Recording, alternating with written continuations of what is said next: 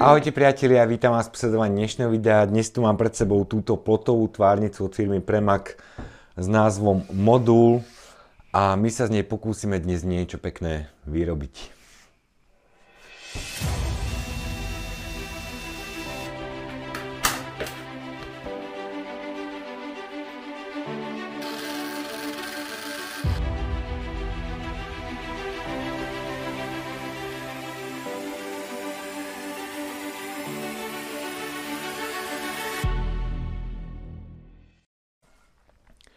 Keď som prvýkrát uvidel naživo túto plotovú tvárnicu, tak ma napadlo strašne veľa projektov, ktoré by sa dali z týchto plotových tvárnic realizovať.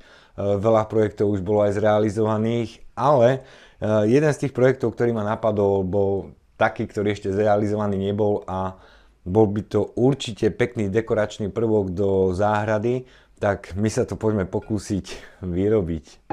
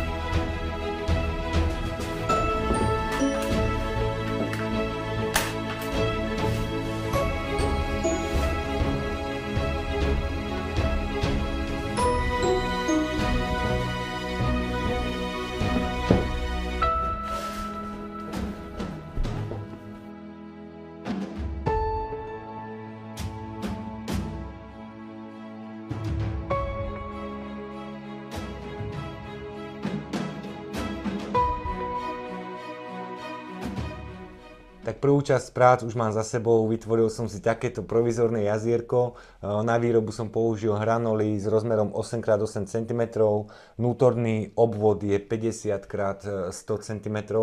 Potom som sem dal jazierkovú fóliu s hrúbkou 1 mm.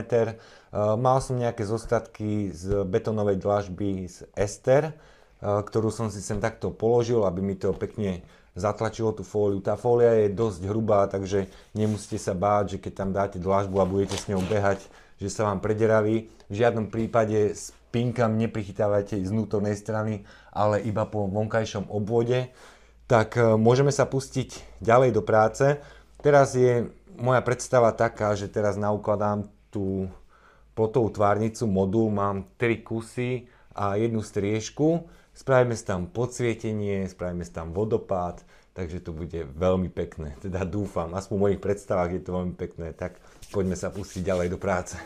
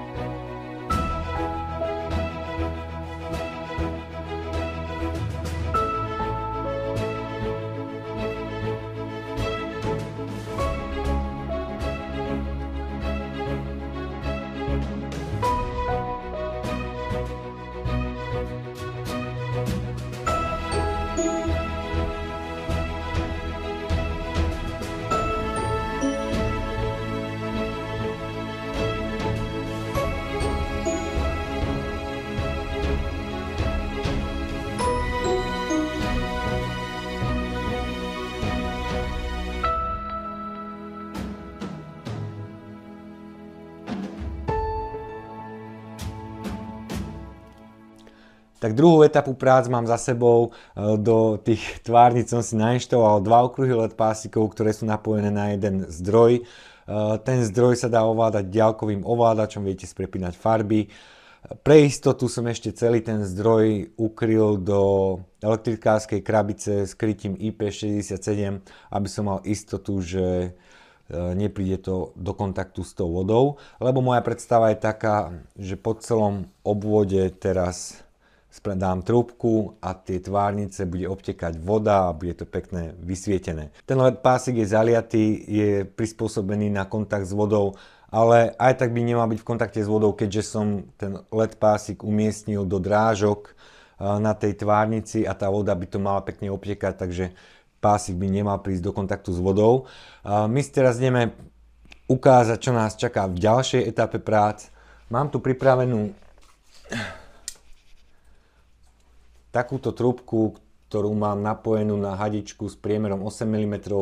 Trúbka má priemer 6 mm.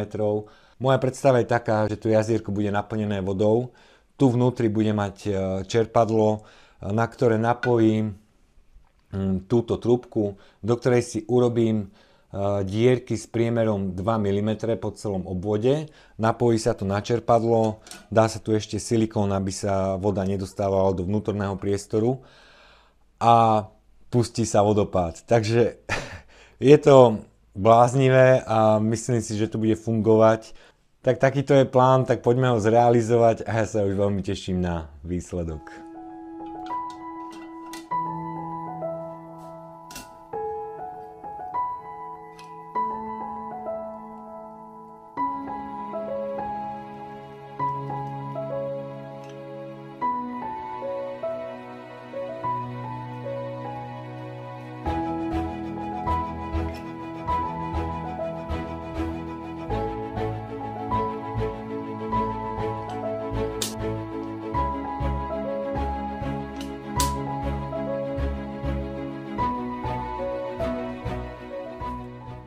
Na tú vrchnú tvárnicu som si naniesol pás silikónu z toho dôvodu, keď bude tá voda vytekať z tej trúbky, aby išla do vonkajšej strany, takže ten silikón mi bude robiť takú hrádzu, aby tá voda nešla dovnútra tých tvárnic.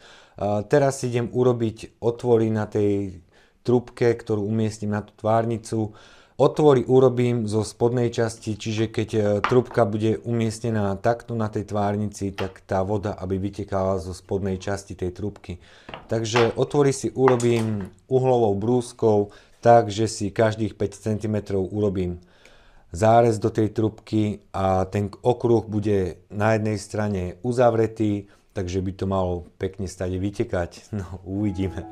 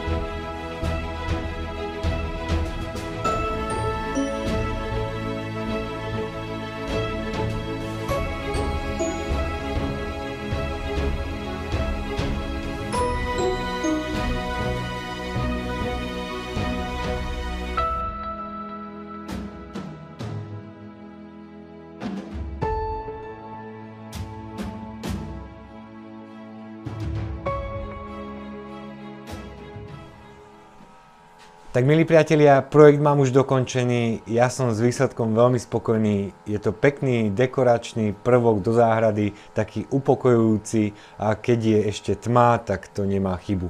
Ešte keby som dal nejaké 3-4 kusy navrch, tak by to bola bomba, ale už by to asi ten môj stôl nezvládol, tak aspoň názorná ukážka, že dá sa aj niečo takéto zrealizovať v záhrade z týchto plotových tvárnic. Takže ja dúfam, že sa vám dnešné video páčilo. Ak sa vám páčilo, budem rád, keď dáte like na toto video a vidíme sa na budúce pri ďalšom projekte. Ahojte.